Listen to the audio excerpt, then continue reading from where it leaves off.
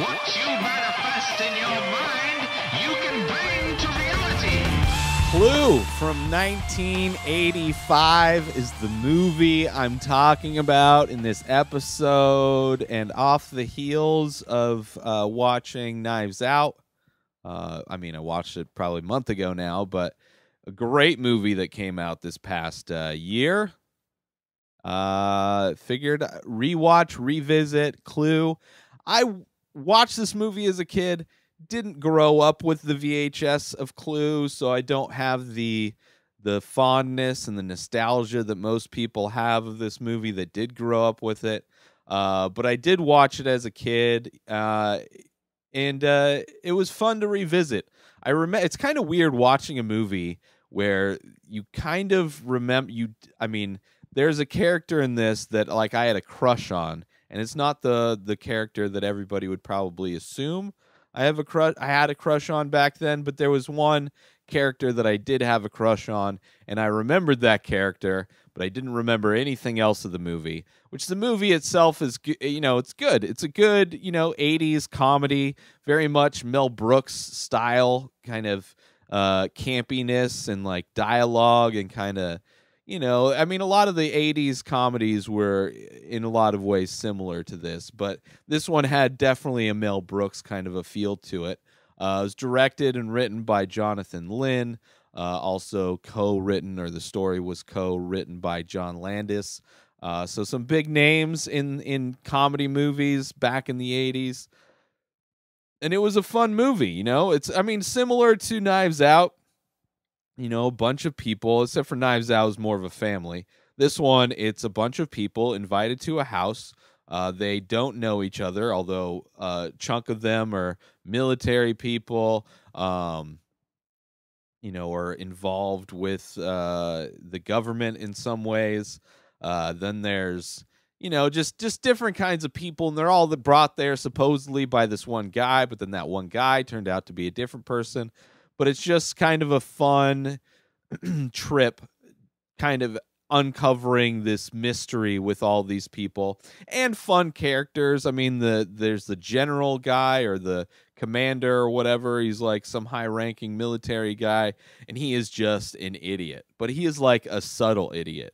He is just like the most subtle idiot ever. And it's funny because that it's the military guy that's kind of got like, he's got this kind of confidence in doing stuff. Although if you actually listen to, reminds me of every manager I've ever worked with, where it's like they have like this confidence because they get a bigger paycheck than you.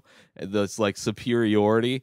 But then if you actually listen to the words coming out of their mouth and the ideas that they have, you realize that they're just stupid.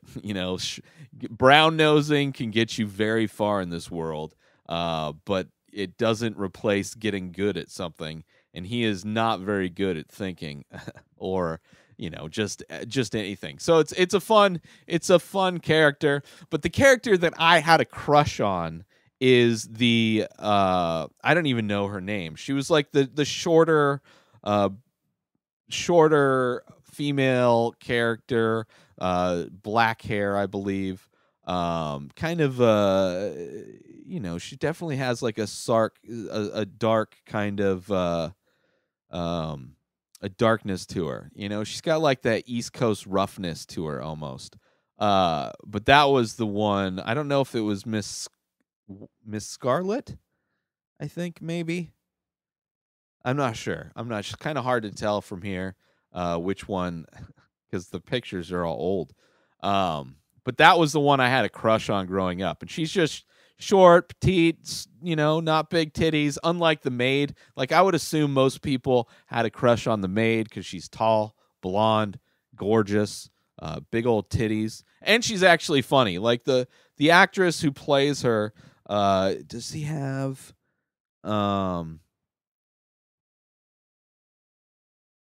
Colleen Camp, maybe?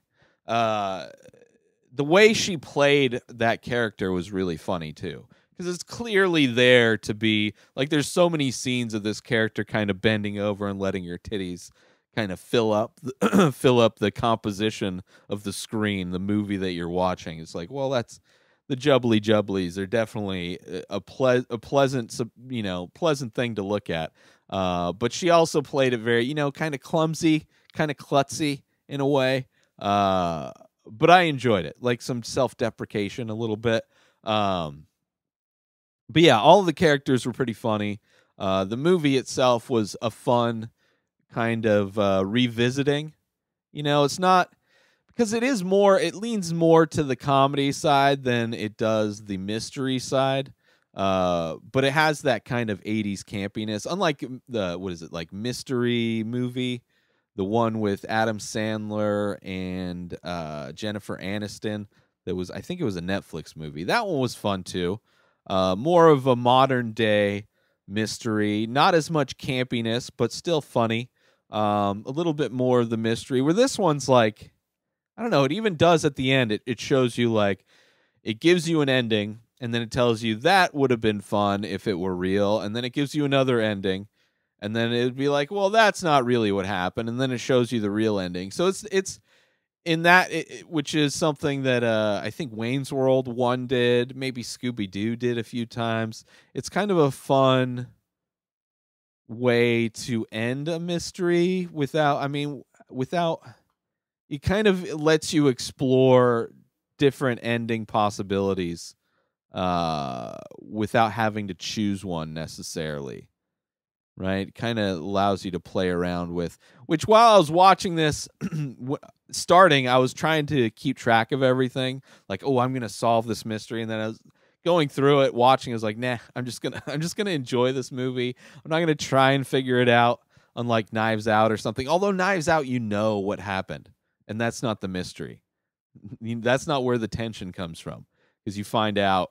I guess you do, because, people are trying to hide the truth from coming out in Knives Out. But Knives Out is just top to bottom, structurally, acting. It's a film. It's a great film from top to bottom. Where this is just, it made this movie made me want to play the video game. Made me want to play the board game, really.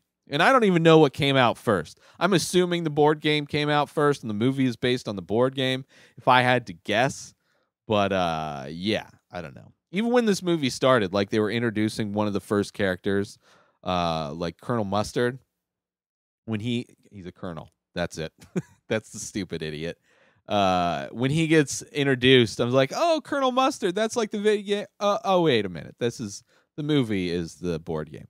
But yeah, so it's a decent movie. Holds up decently. It couldn't come out today. People would complain about it. It'd be all male gazy, and there's a gay character that's maybe not the most well represented, but still not a bad. It was, for the time, it wasn't bad. It wasn't bad, and it holds up. Some of the dialogue is funny. Some of the kind of slapstickiness of it is funny.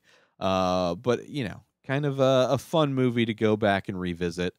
So if you're looking for something from the 80s to go back and revisit, Clue is not a bad one. Not a bad way to spend a couple hours. But that's it for this episode. New episodes of The Ray Taylor Show come out every single day. Subscribe on IGTV, YouTube, and everywhere else podcasts are found. Go buy my artwork over at inspireddisorder.com and save 25% when you use coupon code RTS. Follow me on social media at Ray Taylor. Have a wonderful day, everybody. Peace out!